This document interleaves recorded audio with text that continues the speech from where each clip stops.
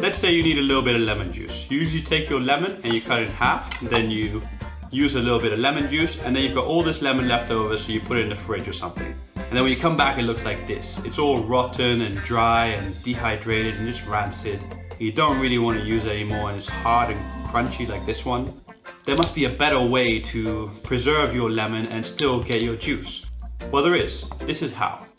You take your lemon and you roll it, and then you want to take a sort of pin and just poke it in the bottom of the lemon, the exact bottom where the point is here. And then you squeeze, and all the lemon juice you want just pours out. Now the great thing is it's got a very small little hole in it now, so oxygen can't really get into it and make it rot, so it will stay fresher for longer. Sometimes you want to spread some butter, but when you take it out the fridge, the butter is super hard and really hard to spread. This is super annoying. So what do? You usually just pop it in the microwave, but the issue with this is it always seems to over melt the butter and make it into a big soupy mess just like this. That can be very annoying. So there must be a better way. Well, there is. You take a cheese grater and then you just grate your butter stick. Yes, that's right, grate your butter stick. Now that's got two added benefits. One, it delivers energy to the butter by the grating motion, which makes it a bit softer, and also the higher surface area makes it softer quicker also.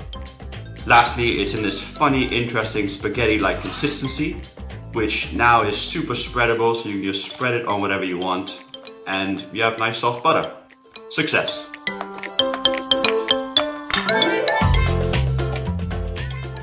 You just take a knife and a potato and you put them together and just twirl the potato around while you cut into the skin just softly in a circular motion. Then you take it and you cook it like you normally would. Now, by cooking the skin with the potato, you actually infuse the potato with more flavor, because most of the flavor of the potato is actually in the skin, so you get more potatoey mash. And once you've cooked it, you can just pull the skin off just like this. And it's so much more efficient, you don't waste any potato, and it's much quicker than peeling it. Take a hard boiled egg, place it in a jar, add a little bit of water to cover. Then you just place your hand over the jar and shake it like mad. And once you're done, which is pretty soon, you just take the egg out and the shell is basically falling off the boiled egg. And it's that easy to remove. Alright. Trick number 5, staying on the same shaking idea. This is a garlic bowl, and I'm just going to place it in a jar, and again, shake like mad. Okay, once you've done that for a little bit, then you just pop it out, and you just remove some of the husks, because they'll get in the way later. Okay, once you remove the husk, just put all these garlic cloves back inside. Alright, put the lid back on, and again, shake like crazy. Keep shaking. Just carry on shaking, and now you just pop it out, and all the skins have separated from the cloves. You can just pick them away and put them to one side, and then you've got these beautiful little garlic cloves, and if any of the skins are still on, you can put them in the jar and shake again, or just easily pull it off very easily like that. Okay.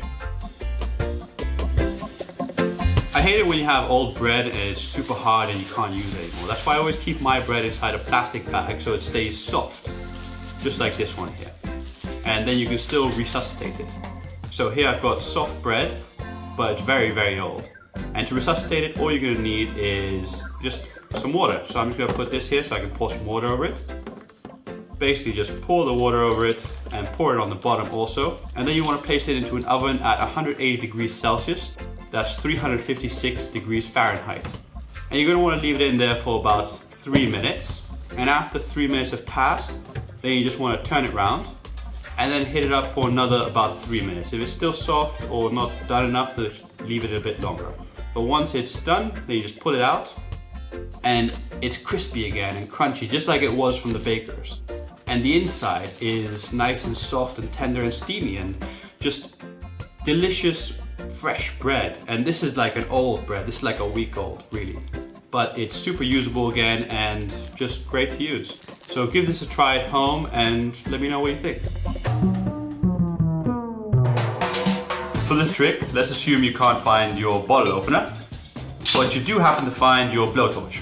Well, just take it and turn it on, then aim it at the little air gap in between the cork and the wine, And what will happen is it will heat up the air and make it expand, pushing the cork out the top in a nice little explosive bang. Just like this. Success. Right, now just turn your blowtorch off and pour out your wine like you usually would and enjoy it. There we go.